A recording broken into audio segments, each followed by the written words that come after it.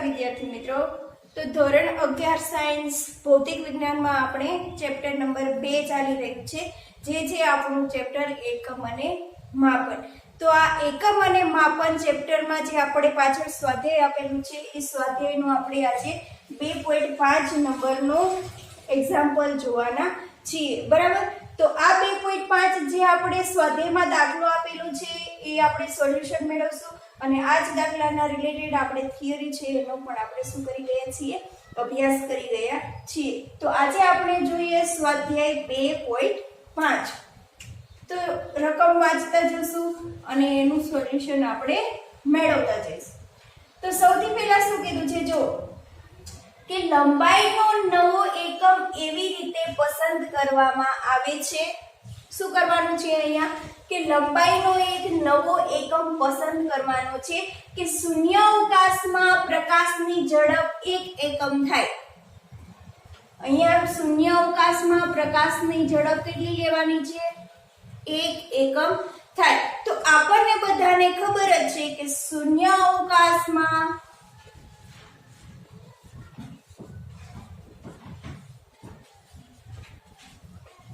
પ્રકાશની ઝડપ, જેને આપણે શેના વડે દર્શાવીએ છીએ, c વડે, અને આ પ્રકાશની ઝડપ મળે છે 3 × 10⁸ મીટર પર સેકન્ડ, બરાબર। તો આપણે બધાને ખબર છે કે શૂન્યાવકાશમાં પ્રકાશની ઝડપ છે 3 × 10⁸ મીટર પર સેકન્ડ છે। પરંતુ અહીંયા જો અહીંયા શું કીધું છે, શૂન્યાવકાશમાં પ્રકાશની ઝડપ 1 એકમ થાય। તો અત્યારે તમને એવું કીધું છે કે શૂન્યાવકાશમાં પ્રકાશની ઝડપ તમારી કેટલી લેવાની છે, 1 એકમ લેવાની છે, બરાબર। તો લખીએ અત્યારે શૂન્યાવકાશમાં પ્રકાશની ઝડપ, જેને પણ આપણે શું કરશું, c વડે દર્શાવી દઈશું, બરાબર। અને આ પ્રકાશની ઝડપ કેટલી લેવાની છે, 1 એકમ, બરાબર। તો આ ઝડપનું શું છે, મૂલ્ય 1 આપેલું છે, એનું મૂલ્ય છે, અને પાછળ શું લખેલું છે, એકમ, એટલે એનો એકમ છે એ એકમ સ્વરૂપે શું કરેલો છે, દર્શાવેલો છે। તો અત્યારે શૂન્યાવકાશમાં પ્રકાશની ઝડપ છે કેટલી લેવાની છે, 1 એકમ લેવાની છે।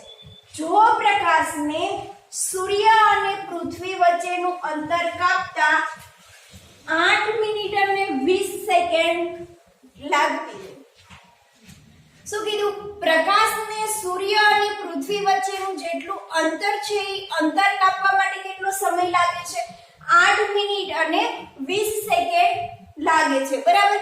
તો અહીંયા મિનિટ અને સેકન્ડ એકમ આપેલા છે, એટલે આપણને ખબર પડે કે મિનિટ અને સેકન્ડ છે એ શેના એકમો છે, સમયના। તો અહીંયા આપણને શું આપેલું છે, સમય આપેલો છે।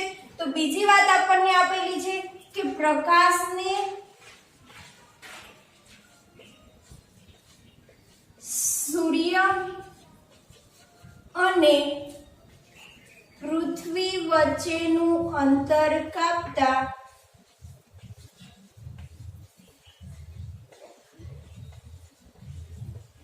લાગતો સમય, તો આ સમય આપણને આપેલો છે।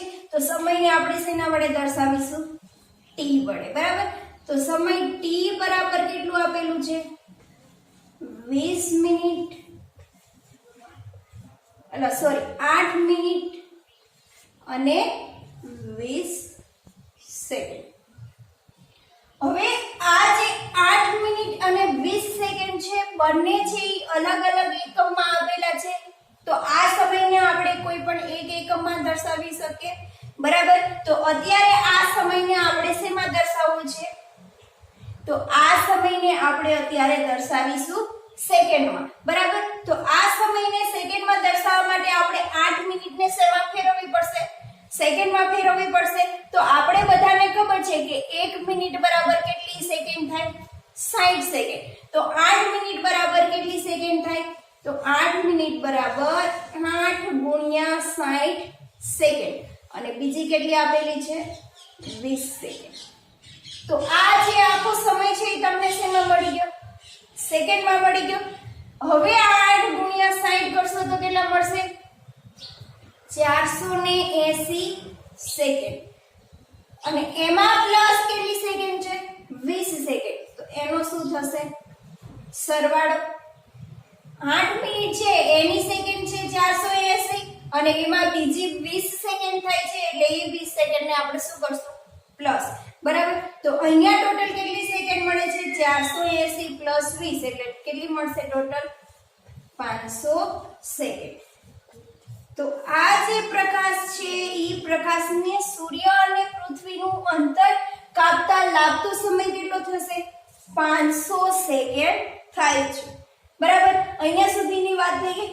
તો લંબાઈના નવા એકમ સંદર્ભે સૂર્ય અને પૃથ્વી વચ્ચેનું અંતર કેટલું થશે? તો આપણે શું મેળવવાનું છે? સૂર્ય અને પૃથ્વી વચ્ચેનું અંતર. તો અહીંયા લખી દઈએ સૂર્ય અને પૃથ્વી વચ્ચેનું અંતર કેટલું? જે આપણે શું કરવાનું છે? મેળવવાનું છે. બરાબર. તો હવે જો અહીંયા આપણી પાસે ટોટલ બે વસ્તુ આપણને આપેલી છે. એક શું આપેલું છે? પ્રકાશની ઝડપ c બરાબર 1 સેકન્ડ અને બીજું આપણને આપેલું છે સમય. તો હવે આપણે અંતર છે એ મેળવી શકીશું કયા ઇક્વેશન ઉપરથી? તો ઇક્વેશન આપણે લઈ લેશું ઝડપ બરાબર અંતરના છેદમાં શું થાય? સમય. જે આપણે ઝડપનું ઇક્વેશન છે, ઝડપ આપણને આપેલી છે, સમય આપેલો છે, તો આપણે શું મેળવી શકીશું? અંતર મેળવી શકશું. બરાબર. તો હવે અહીંયા આપણે શું કરીએ? અંતર મેળવીએ. તો આપણે અંતર મેળવવાનું છે. આ અંતર કયું છે? સૂર્ય અને પૃથ્વી વચ્ચેનું અંતર. બરાબર. તો અંતરને શું કરશું? કરતા બનાવી દો. તો અંતર બરાબર શું થશે? ઝડપ ગુણ્યા સમય. હવે ઝડપ આપણને આપેલી છે. કેટલી છે ઝડપ? ઝડપ લેવાની છે અત્યારે શૂન્ય અવકાશમાં પ્રકાશની ઝડપ c બરાબર કેટલું લેવાનું છે? 1 એકમ. તો અહીંયા ઝડપ આપણે અત્યારે લેશું 1 એકમ ગુણ્યા સમય. તો સમય આપણી પાસે કેટલો છે? 500 સેકન્ડ. બરાબર. તો અહીંયા લઈએ 500 સેકન્ડ. હવે આ બંનેનો ગુણાકાર કરી દો એટલે શું મળશે?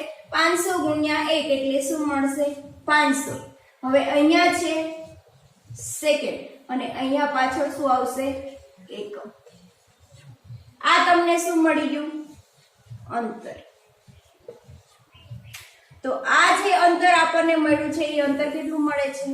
500 સેકન્ડ એકમ. અને આ જે અંતર થયું એ અંતર કયું છે? સૂર્ય અને પૃથ્વી વચ્ચેનું અંતર. જે આપણને શું કર્યું છે? માંગ્યું છે. બરાબર. તો લંબાઈના નવા એકમ સંદર્ભે સૂર્ય અને પૃથ્વી વચ્ચેનું અંતર કેટલું થાય? તો આ સૂર્ય અને પૃથ્વી વચ્ચેનું અંતર આપણને અત્યારે મળે છે 500 સેકન્ડ એકમ. બરાબર. તો આ થઈ તમારી એક્ઝામ્પલ સ્વાધ્યાય છે 2.5. તો 2.5 છે એ આપણને સરળતાથી એનું સોલ્યુશન શું થશે? મળી જશે. અને વાત કરીએ સ્વાધ્યાયમાં જે દાખલો આપેલો છે 2.12. તો આ જે 2.12 આપેલો છે એના વિશેની વાત કરીએ. તો જોઈએ કે શું કહેવા માંગે છે. બરાબર. તો પ્રોવિઝન સ્ટોરની તુલા વડે શું કીધું? પ્રોવિઝન સ્ટોરની તુલા વડે માપેલ બોક્સનું દળ. એટલે કે પ્રોવિઝન સ્ટોરમાં શું આપેલી છે? તુલા. અને આ તુલા વડે શું કરવામાં આવે છે, કોઈ પણ એક બોક્સ આપેલું છે, એ બોક્સનું દળ માપવામાં આવે છે અને આ બોક્સનું દળ મળે છે 2.300 શું મળે છે, કિલોગ્રામ. તો અહીંયા આપણને એક વસ્તુ આપેલું છે, બોક્સનું દળ. તો આ બોક્સનું દળ બરાબર શું થશે, 2.300 કિલોગ્રામ. હવે અહીંયા જે 2.300 કિલોગ્રામ આપેલું છે તો એને આપણે શું લખી શકીશું, 2.3 કિલોગ્રામ પણ લખી શકીએ. પાછળના બે 0 આપેલા છે એ ન લખે તો ચાલે. હવે શું કીધું છે કે હવે આ બોક્સમાં જે બોક્સનું દળ મળ્યું હતું 2.300 કિલોગ્રામ, હવે આ બોક્સમાં શું કરવાનું છે, તો હવે આ બોક્સમાં 20.15 ગ્રામ અને 20.17 ગ્રામ દળના બે સોનાના ટુકડા મૂકવામાં આવે છે. પહેલા જ્યારે બોક્સનું દળ કર્યું ત્યારે તમને આટલું મળે છે 2.3 કિલોગ્રામ. હવે શું કરવાનું છે, તો હવે આ બોક્સની અંદર 20.15 ગ્રામ અને 20.17 ગ્રામના બે સોનાના ટુકડા મૂકવાના છે. બરાબર. તો અહીંયા તમને બે સોનાના ટુકડાનું દળ આપેલું છે તો લખી નાખીએ, સોનાના પ્રથમ ટુકડાનું દળ. સોનાના પ્રથમ ટુકડાનું દળ. તો આ પ્રથમ ટુકડાનું દળ છે એ આપણને કેટલું આપેલું છે, 20.15 ગ્રામ. બરાબર. અહીંયા જે બોક્સનું દળ હતું એ કયા એકમમાં વાત થઈ, કિલોગ્રામમાં. હવે અહીંયા જે સોનાનો ટુકડો આપેલો છે એ તમને શેમાં આપેલો છે, ગ્રામમાં. તો આ ગ્રામને તમે શું કરી શકો, કિલોગ્રામમાં કન્વર્ટ કરી શકો. હવે આપણને ખબર છે કે 1 કિલોગ્રામ બરાબર કેટલા ગ્રામ થાય છે, 1000 ગ્રામ. તો 20.15 ગ્રામ બરાબર કેટલા કિલોગ્રામ થશે, તો 0.02015 કિલોગ્રામ. હવે બીજું આપેલું છે સોનાના બીજા ટુકડાનું દળ. હવે આ બીજા ટુકડાનું દળ તમને કેટલું આપેલું છે, 20.17 ગ્રામ. હવે આ 20.17 ગ્રામ છે એ પણ ગ્રામમાં વાત થઈ છે, એને આપણે કિલોગ્રામમાં કન્વર્ટ કરી દઈએ, 0.017 કિલોગ્રામ. તો અહીંયા સુધીની વાત થઈ ગઈ. તો શું કીધું, એક વસ્તુ તમને માંગી છે કે બોક્સનું કુલ દળ કેટલું થશે. તો આપણે એક વસ્તુ અહીંયા મેળવવાની છે જેને એ નામ આપી દઈએ, બોક્સનું કુલ દળ, જે આપણે શું કરવાનું છે, મેળવવાનું છે. હવે બીજું વસ્તુ આપેલી છે, યોગ્ય સાર્થક અંક સુધી બંને ટુકડાના દળનો તફાવત કેટલો થાય. તો બીજું આપણે મેળવવાનું છે, યોગ્ય સાર્થક અંક સુધી બંને ટુકડાના દળનો તફાવત કેટલો થાય. તો ટોટલ આટલી વસ્તુ તમને આપેલી છે. બોક્સનું કુલ દળ, બોક્સનું દળ આપેલું છે, સોનાના પ્રથમ ટુકડાનું દળ આપેલું છે, સોનાના બીજા ટુકડાનું દળ આપેલું છે અને આપણે શું મેળવવાનું છે, બોક્સનું કુલ દળ મેળવવાનું છે. અને બીજું મેળવવાનું છે કે યોગ્ય સાર્થક અંક સુધી બંને ટુકડાના દળનો તફાવત. બરાબર. તો સ્ટેપ બાય સ્ટેપ આપણે જોતા જઈએ. તો પહેલી વસ્તુ આપણી પાસે શું માંગી છે, બોક્સનું કુલ દળ. હવે બોક્સનું કુલ દળ આપણે મેળવવાનું છે. તો બોક્સનું કુલ દળ બરાબર શું થશે, તો બોક્સનું કુલ દળ મેળવવા માટે શું થશે, બોક્સનું દળ જે છે ઈ અને એમાં પછી શું કર્યું હતું, સોનાના બે ટુકડા ઉમેર્યા હતા. બરાબર. તો આ બોક્સનું દળ અને સોનાના બે ટુકડાના દળ, તો 3 દળનો શું થશે, સરવાળો. બરાબર. તો હવે આ ત્રણે ત્રણ દળનો સરવાળો કરશું ત્યારે આપણને શું મળશે? બોક્સનું કુલ દળ. તો બોક્સનું કુલ દળ બરાબર બોક્સનું દળ પ્લસ સોનાના પ્રથમ ટુકડાનું દળ પ્લસ સોનાના બીજા ટુકડાનું દળ. એટલે શું મળશે આપણને? બોક્સનું કુલ દળ મળશે. તો હવે આ બોક્સનું કુલ દળ છે એમાં બોક્સનું દળ પેલા કેટલું આપેલું છે? 2.3 કિલોગ્રામ. તો અહીંયા લખી દો 2.3 કિલોગ્રામ પ્લસ સોનાના પ્રથમ ટુકડાનું દળ. તો સોનાના પ્રથમ ટુકડાનું દળ અહીંયા જો કિલોગ્રામની વાત થઈ છે તો ત્રણે ત્રણ દળ આપણે શેમાં લેવા પડશે? કિલોગ્રામમાં જ લેવા પડશે, બરાબર? તો સોનાના પ્રથમ ટુકડાનું દળ આપણને કિલોગ્રામમાં કેટલું મળે છે? 0.02015 કિલોગ્રામ પ્લસ સોનાના બીજા ટુકડાનું દળ કેટલું મળે છે? 0.02017 કિલોગ્રામ. હવે શું કરવાનું છે? આ ત્રણે ત્રણ દળનો તમારે શું કરવાનો છે? સરવાળો. તો ત્રણે ત્રણ દળનો તમે સરવાળો કરશો તો તમને આન્સર શું મળશે? 2.34032 કિલોગ્રામ. જે તમને શું મળ્યું? બોક્સનું કુલ દળ. અહીંયા જો એકમ લખવાનું પાછળ ભૂલાય ના જાય. એકમ તમારે યાદ કરીને લખવો પડશે. હવે જો અહીંયા શું કીધું છે કે યોગ્ય સાર્થક અંક સુધી, એટલે સાર્થક અંકને આપણે ધ્યાનમાં રાખવાના છે. તો આ સાર્થક અંકની વાત છે એ આપણે પાછળની થિયરીમાં કરવાના છીએ, પરંતુ અહીંયા શું કીધું છે કે સાર્થક અંકને ધ્યાનમાં રાખીને આપણે શું કરવાનું છે? જવાબ આપવાનો છે. તો અહીંયા આપણને શું કીધું છે? બોક્સનું કુલ દળ આપેલું છે એમાં આપણે શું કરવાનું છે? સાર્થક અંકને ધ્યાનમાં રાખવાના છે. તો સાર્થક અંકને કેવી રીતે ધ્યાનમાં રાખશું? તો સાર્થક અંકને ધ્યાનમાં રાખવા માટે ત્રણે ત્રણ જે દળ આપેલા છે, ત્રણે ત્રણ દળમાંથી જે વચ્ચે દશાંશ ચિહ્ન આપેલું છે એ દશાંશ ચિહ્ન પછી જે પણ તમને સંખ્યા આપેલી છે એમાં દશાંશ ચિહ્ન પછી જે સંખ્યામાં લઘુત્તમ અંક હોય એટલા તમારે શું કરવાના? જવાબમાં પણ દશાંશ ચિહ્ન પછી અંક મૂકવાના. હવે જો આ ત્રણ તમને દળ આપેલા છે એમાં દશાંશ ચિહ્ન પછી કઈ સંખ્યામાં તમને લઘુત્તમ એટલે કે ઓછામાં ઓછા અંક જોવા મળે છે? તો અહીંયા દશાંશ ચિહ્ન પછી એક જ અંક છે, અહીંયા દશાંશ ચિહ્ન પછી 5 છે અને અહીંયા પણ દશાંશ ચિહ્ન પછી કેટલા છે? 5 છે. તો લઘુત્તમ અંક શેમાં છે? આમાં છે. અને એ કેટલા અંક છે? એક જ અંક છે. તો આપણે જે આન્સર આપીએ છીએ એમાં પણ દશાંશ ચિહ્ન પછી આપણે કેટલા અંક રાખવાના છે? એક જ અંક રાખવાનો છે. સાર્થક અંકને ધ્યાનમાં રાખીને જવાબ દેવાનો છે. તો અહીંયા પણ આપણે દશાંશ ચિહ્ન પછી શું કરશું?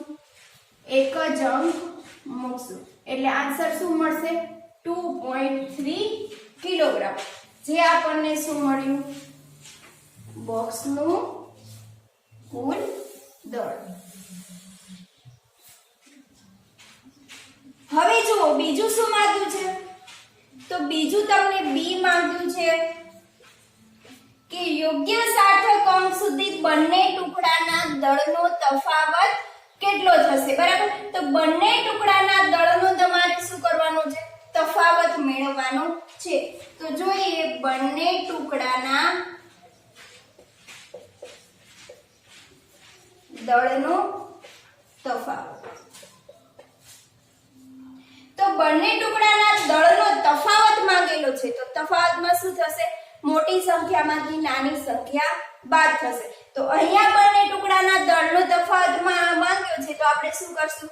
સોનાનો જે બીજું ટુકડુંનું દળ છે એ બીજા ટુકડાના દળમાંથી આપણે પ્રથમ ટુકડાનું દળ શું કરશું?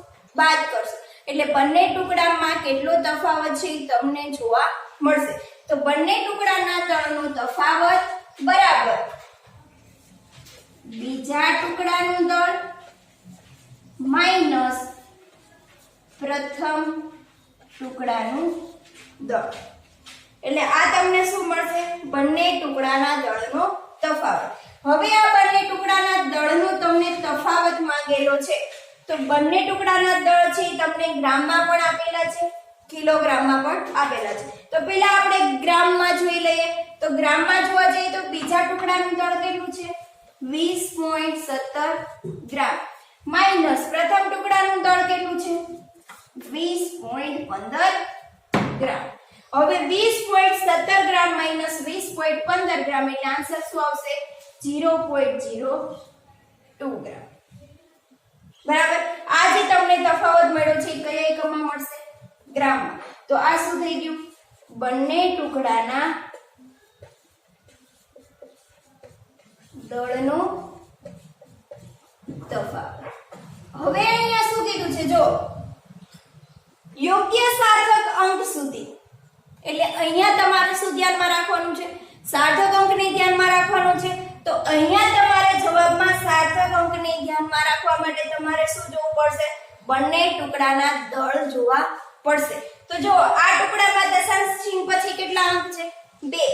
આ ટુકડામાં પણ દશાંશ ચિહ્ન પછી કેટલા અંક છે? 2. બંનેમાં 2 અંક જોવા મળે છે. તો આન્સરમાં પણ આપણે દશાંશ ચિહ્ન પછી કેટલા અંક રાખશું? 2. તો અહીંયા તમને શું મળે છે? 0.02 ગ્રામ. આ જે તમને દળનો તફાવત મળ્યો છે, એ દળનો તફાવત તમને શેમાં મળ્યો છે? ગ્રામમાં. હવે તમારે આ જે દળનો તફાવત આપેલો છે એ તમે શું કરશો? કિલોગ્રામમાં પણ મેળવી લેશો. તો અહીંયા આપણે જોઈએ બંને ટુકડાના દળનો તફાવત કિલોગ્રામમાં. બરાબર. તો બંને ટુકડાના દળનો તફાવત બરાબર બીજા ટુકડાનું દળ માઈનસ પ્રથમ ટુકડાનું દળ. હવે અહીંયા આપણે જે દળ લેવાના છે એ શેમાં લેશું? કિલોગ્રામમાં લેશું. બરાબર. તો બીજા ટુકડાનું દળ છે એ કેટલું છે?